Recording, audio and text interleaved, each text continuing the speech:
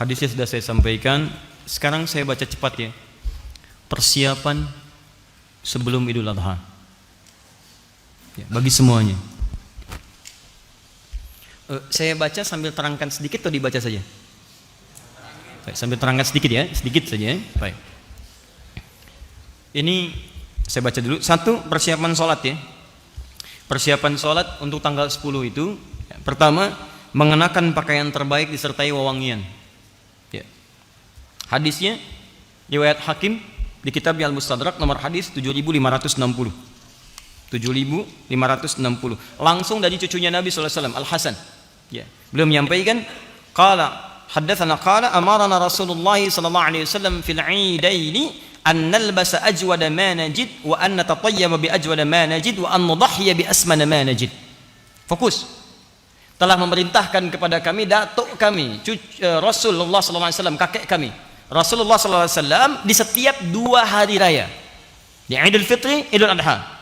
Apa perintahnya? Ada yang umum, ada yang khusus untuk Idul Adha saja. Di antara yang umum, annal basa ajwada ma najid, untuk mengenakan pakaian terbaik yang kami bisa dapati. Yuk buka. Kalau mau siapkan dari sekarang. Itu sunnah. Ingat sunnah. Dan sunnah untuk Idul Adha, ingat 10 hari pertama pahalanya senilai jihad fi sabilillah. Antum pakai pakaian bagus Idul Fitri ada pahala. Tapi ketika Idul Adha masuk kategori hadis tadi. Bukan cuma dapat pahala biasa, bisa senilai jihad tuh. Cari pakaian terbaik. Kalau bisa ikhtiar dari hari ini. Bismillah. Ya, tidak harus mahal, yang paling halal. Yang paling halal. Cari yang terbaik, yang paling halal. Bismillah, dapati itu. Kenakan. Wa anna tatayyaba bi ajwada ma najid. Kenakan wewangian, parfum untuk laki-laki. Sunnah. Kalau ingin bertambah lebih, saat mau salat bawa lagi parfumnya. Di Timur Tengah itu biasa. Ya, sampaikan. Dan niat ikhlas dibagi. Ya, sampaikan, pakai, tebarkan lagi, pakai. Setahun sekali pahalanya tinggi.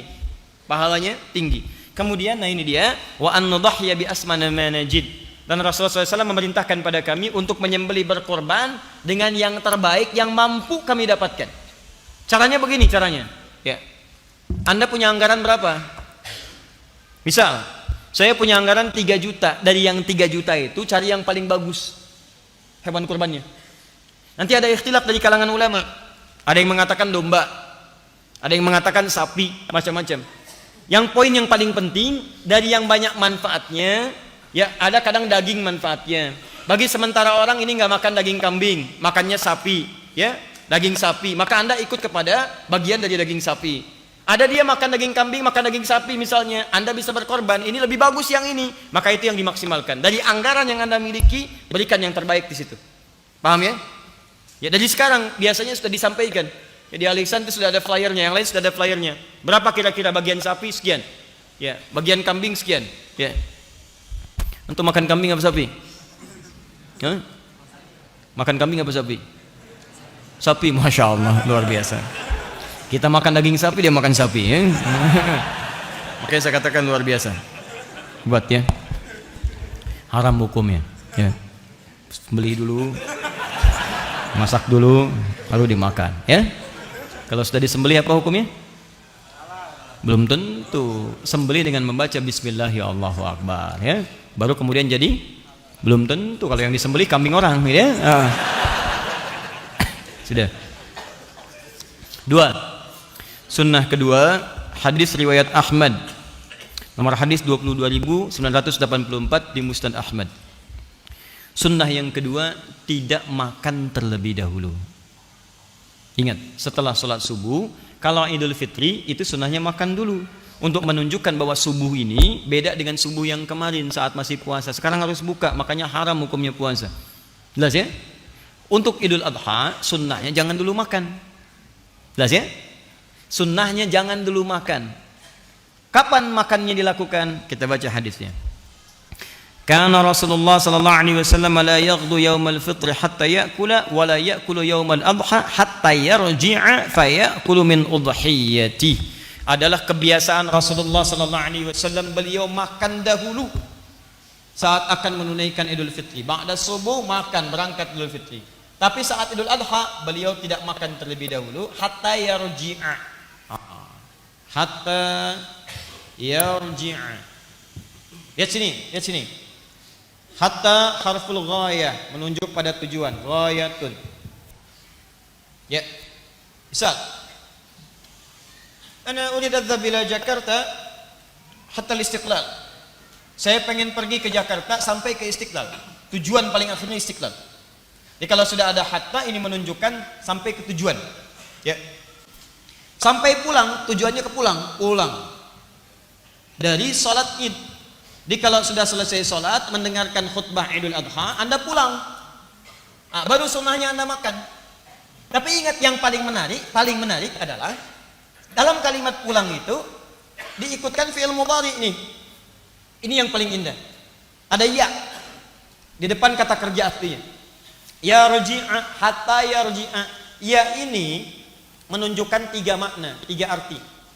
Kalau dalam bahasa Inggris present, continuous, dan future. Ya. Sekarang, kini, terus berlangsung, continuous, terus, atau future yang akan datang. Kalau diartikan konteks ini, sampai pulang, bisa diartikan sampai pulang itu dalam konteks pakai ya ini, sekarang sedang pulang. Maksudnya belum sampai rumah nih. Ya, di perjalanan misalnya Anda lapar. Kalau yang penting sudah meninggalkan tempat, di jalan Anda lapar, silakan makan. Kalau Anda sholatnya dekat rumah, komplek Al Ihsan ini, PTM, PJS, kemudian Greenview, sholatnya di lapangan depan sini. Begitu selesai nyampe rumahnya dekat. Tapi kalau antum dari Bekasi sholatnya di Istiqlal, ya belum tentu cepat nyampe rumah. Di jalan misalnya sudah terasa lapar, ya boleh antum makan di jalan, tidak ada masalah. Tidak ada masalah, silakan. Ya, jadi tidak apa-apa bekal misalnya di mobil, kemudian jangan makan dulu sampai selesai sholatnya, dengarkan khutbah idnya, pulang misalnya di jalan sudah mulai terasa. Ya, apalagi misalnya buka siaran radio, status sudah mulai muncul, gambar-gambar bertebaran, sedang makan ketupat, ya, dan sebagainya. Sementara Anda belum nyampe rumah. Ya, miss call sudah banyak, status sudah dibuat. Ketupat hari ini rasanya begitu pahat, ya kan? Antum belum makan, merasa nggak enak. Jangan tunggu sampai kemudian nyampe rumah. Boleh sekarang, silahkan nikmati. Yang penting status pulang. Udah selesai. Jelas? Di jalan boleh bekal. Ya, awas jangan dilarang. Anak-anak Anda mungkin ikut ke Istiqlal. Usia 6 tahun, 7 tahun, mah lapar mah, tahannya nak ya. Ini sunnah sampai rumah. Sunnahnya boleh makan. Atau misalnya terus berlangsung, mau dekat ke rumah, lapar banget gak bisa tahan, boleh. Atau sampai di tujuan, sampai di rumah, silahkan makan, tidak ada masalah. Mana ambil yang paling mudah.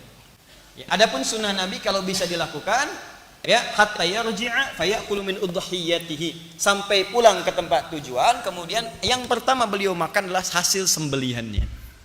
Hasil sembelihan. Jadi kalau mau makan yang lebih sunnah lagi, pertama kali dicicipi adalah daging hewan kurban yang telah kemudian disembelih dan telah dimasak terlebih dahulu.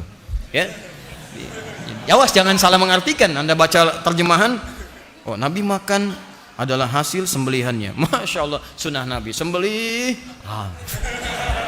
Bukan begitu ya, masak dan seterusnya. Paham ya? Jadi sunnahnya jangan dulu makan, begitu Anda lakukan berpahala. Yang kedua, siapkan makanan untuk pulang.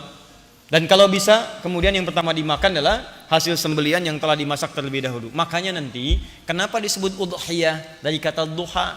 Kalau bisa waktu duha itu, mohon izin teman-teman, itu sudah menyembelih.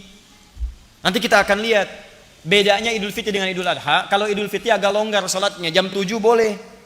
Karena orang berangkat itu ada yang makan dulu. Tapi kalau sholat Idul Adha jangan kelamaan. Syuruk tuh udah dimulai sholat. Ya, jadi begitu naik masyrik, lewat satu tombak udah lewat. Ya, kalau sekarang udah 6 lewat 2 menit. 6 lewat 2 menit. Boleh geser dikit 6.15 misalnya. Sunnahnya tuh langsung sholat mulai. Sehingga setengah 7 udah bisa motong. Dari motong ini ada sebagian yang dimasak dan sebagainya, kemudian Anda bisa nikmati. Kenapa disebut udhiyah? Disembeli di waktu duha. Di awal duha itu kalau bisa nyembeli. Jelas ya? Jangan terlampau lama. Anda kerjakan Idul Adha misalnya sholatnya jam 7, itu kelamaan. Itu sunnah. Ya, awas hati-hati, kelihatan sederhana tapi penting. Kemudian minas sunnati an takhruja ila al-'idi masyiya, termasuk sunnah berangkat ke tempat ini dengan berjalan. Berjalan. An Ibnu Umar annahu kana yakhruju fil 'idaini min al-masjid fayukabbiru hatta ya'ti al-musalla. Berjalan sambil takbir. Sunnah. Bil takbiran. Bahkan masuk nanti hari Ahad, ya tanggal 1 sampai ke tanggal 10 itu boleh bertakbir. Kalau Idul Fitri itu nanti di akhir-akhir dia Ramadan. Begitu sudah selesai akhir Ramadan, maghrib datang, kemudian muncul awal Syawal, Anda bertakbir. Tapi kalau Idul Adha, Anda bisa mulai dari tanggal 1 Dzulhijjah. Allahu Akbar, Allah, untuk diri pribadi boleh. Ya, tapi kalau Anda ingin berjamaah macam-macam, ingin lebih keras lagi, silahkan. Kapan waktunya? Saat Anda mulai berangkat itu di awal-awal Idul Adha, setelah salat subuh, boleh silahkan. Ke tempat salat, boleh. Itu sunnah. Teman-teman sekalian, saya tegaskan ya sekali lagi. Beribadah di negeri kita, alhamdulillah, itu dilindungi oleh undang-undang. Jadi kalau kita bertakbir, itu undang-undang menjamin. Pasal 29 ayat 2. Negara menjamin kemerdekaan tiap-tiap penduduk untuk memeluk agamanya masing-masing dan beribadah menurut agama dan kepercayaannya itu. Dijamin oleh negara. Di takbir bagi kita itu ibadah. Idul Adha itu ibadah. Takbir dalam Idul Adha itu paketnya ibadah. Jadi kalau malam-malam pengen takbir, dijamin undang-undang. Kalau ngelarang takbir, dia melanggar undang-undang. Boleh, silakan, hidupkan, ramaikan. Itu syiar. Itu syiar. Perkenalkan kalimat Allah dengan cara-cara yang baik. Allahu Akbar, Allahu Akbar. Dan saat berangkat sholat, keluar. Kalau bisa kompak deh. Teman-teman ke satu tempat, kita keluar bareng-bareng. Itu luar biasa syiarnya. Begitu keluar sama-sama, Allahu Akbar, Allahu Akbar. Datang ke satu tempat, itu suasana keislamannya akan terasa lain. Saya perhatikan tuh jarang dipraktekkan, keluar biasa aja, bahkan ngobrol. Kamu kurban berapa? Sapi. Kamu unta? Masya Allah. Unta dari mana? Unta yang mirip sapi, namanya si unta. Cuma ngobrol nggak ada karuan. Kenapa nggak takbir jalan? Itu sunnah. Pahalanya besar. Pahalanya bisa senilai dengan jihad. Berangkat bareng. Jalan sambil berjalan. Nah, jalan yang dimaksud ini jika tempat sholatnya dekat dengan kediaman antum. Sholatnya di depan sini di lapangan, tinggalnya di sana, jalan. Tapi kalau antum tinggal di Bekasi pengen sholat ke Istiqlal, jangan maksa. Begitu sholat subuh jalan ke Istiqlal, nyampe sana bubar. Baik. Karena Nabi sallallahu alaihi wasallam idza kharaja ila al-'idain raja'a fi ghairi at-tariq alladhi kharaja fi. Pulang ngambil jalan berbeda. Misalnya jalan ini dari sini, pulangnya lewat jalan yang lain. Apa faedahnya? Pertama, supaya kalimat takbir menyebar. Semua orang mendapatkan bagiannya. Yang kedua, bagian dari silaturahim. Begitu lewat, melewati rumah berbeda. Ya, bisa bermusafahah, bisa menyebarkan kebaikan dan sebagainya. Bahkan mungkin tetangga Anda non-muslim, lewat tebarkan kebahagiaan. Sampaikan, ya. Ajak, ada risalah di dalamnya. Allahu Akbar lewat, salami dia walaupun dengan senyuman, berangkat lagi dan seterusnya. Itu dakwah. Jika memang ada alternatif untuk jalan yang berbeda. Kalau jalannya buntu, jangan maksa. Saya serius. Ini tempat sholat, ini jalan Anda, sini buntu, di tembok begini. Jangan maksa. Begitu selesai mau naik tembok. Wah. Apalagi ngapain? Sunnah Nabi. Wah, sunnah Nabi. Dia yang salah, Nabi yang jadi sasaran. Penunaian sholat dilangsungkan di awal waktu, di waktu yang luas dari proses penyembelihan hewan kurban. Jadi tolong dilakukan ya. Dari Jundub inda Ahmad Ibn Hasan al-Banna fi kitab al-Adhahi qala kana an-nabiy sallallahu alaihi wasallam yusalli bina yaum al-fitri wasyamsu ala qaidi ramhin wal adha ala qaidi ramhin. Nabi itu kebiasaannya mengimami kami kalau Idul Fitri 2 tombak. Tadi ada jeda. Kalau Idul Adha matahari 1 tombak. 1 tombak itu ukuran salat syuruk. Sekarang jam 6:02 sudah syuruk. Apa itu syuruk? Matahari melewati masyrik. Apa itu masyrik? Tempat terbit. Di begitu terbit, di posisi terbitnya terlarang ibadah. Begitu lewat dari situ, pergeserannya disebut dengan isyraq. Posisinya disebut dengan syuruk. Kalau sudah syuruk, itu masuk awal duha. Nabi biasa mengimami di awal duha. Sunnah Nabi, Anda kerjakan persis seperti itu, pahala buat Anda. Jelas ya? Jadi kalau bisa teman-teman DKM untuk Idul Adha, berikan selebaran. Sampaikan kita akan sholat di awal waktu lebih awal. 6:04 sholat selesai, khutbah nggak usah terlampau lama ya, 6:30, 6:45 selesai. Begitu selesai sembelih, 7:04 sembelih, jam 10 selesai, 11 selesai, tuntas itu. Bahkan hewan pertama sembelih sudah selesai, masak dan sebagainya, bisa makan lebih awal. Sunnah Nabi ya. Kelihatan sederhana tapi ini penting dan ini akan berdampak pada bagian-bagian yang lainnya. Dilangsungkan di tempat luas dan terbuka kecuali ada halangan, lapangan ya. Karena yang datang bukan cuma orang sholat. Perempuan-perempuan yang haid boleh datang walau dia tidak sholat. Maaf ya, walau dia tidak sholat. Kalau nggak punya jilbab, berikan, bantu. Saya bacakan hadisnya. An Abi Sa'id Al-Khudri radhiyallahu ta'ala anhu qala kana Rasulullah sallallahu alaihi wasallam yakhruju yawmal fitri wal adha ila al-musalla fa awwalu shay'in yabda'u bihi salat thumma yansarif fa yaqumu muqabila an-nas wan nasu julusun ala sufufihim fa ya'idhuhum wa yusihim wa ya'muruhum fa in kana yuridu an yaqta'a ba'than qata'ahu aw ya'muru shay'in aw amara bihi thumma yansarif. Pertama, Nabi senantiasa memimpin masyarakat menunaikan salat, itu tidak banyak bertele-tele. Ya, mengumumkan iya salat, berangkat ke musalla. Musalla itu tempat lapangan luas. Kalau ada kendala, hadis berikutnya dari Abu Hurairah seperti hujan dan sebagainya, diarahkan ke tempat kemudian yang ada naungannya, seperti ke masjid dan sebagainya. Ingat, yang disebut musalla itu tempat luas. Kalau masjidnya lebih luas daripada lapangan, salatnya di masjid. Misal Masjid Nabawi, Masjid Nabi, lebih luas dari lapangan di sana, maka salatnya di masjid. Masjid Al-Haram lebih luas dibandingkan dengan lapangan yang ada, salatnya di situ. Kalau masjid antum tidak menampung jamaah, ya terlebih ada kalangan yang tidak salat misalnya yang lain, maka lapangan digunakan. Tapi kalau hujan, maka kembali beralih ke masjid. Jelas? Kemudian Nabi melangsungkan khutbah, kalau ingin memerintahkan sampaikan perintah. Kalau ingin menegaskan larangan, sampaikan larangan, tidak bertele-tele. Setelah selesai beliau tutup dengan salam, kemudian tutup dengan doa, selesai itu baru kemudian bergegas untuk menunaikan penyembelihan. Tahan. Memasang sutrah depan imam ya. Ingat, depan imam sebagai gambaran saf yang tidak boleh dilewati, itu sudah pernah saya terangkan. Sunnah bersedekah boleh. Ya, sunnah bersedekah. Jadi kalau ada nanti dalam konteks Idul Adha sebelum salat atau setelah salat Anda ingin edarkan kotak infak, itu boleh. Sunnah bersedekah ya. Hadis yang disampaikan dari Ibnu Abbas radhiyallahu taala anhuma. Ya. Thumma atan nisa wa ma'ahu Bilalun fa amarahunna bis sadaqah fa ja'alatil mar'atu tulqi kharsaha wa tulqi sikhabaha. Dalam konteks kemudian beliau berkhutbah, ya ada dalam keadaan tertentu Bilal diperintahkan untuk berputar mengumpulkan sedekah. Ya, maka ada kemudian yang mengumpulkan dengan antingnya, ada pula memberikan kalungnya. Jadi perempuan-perempuan ada yang sampai bersedekah pada saat itu. Jadi sunnah boleh. Dalilnya kalau ada yang bertanya kenapa ada yang sebelum sholat lewat pakai kantong, ada yang pakai kotak ya, jalan begini, itu bukan mobil-mobilan tuh ya, jalan geser-geser, bukan begitu.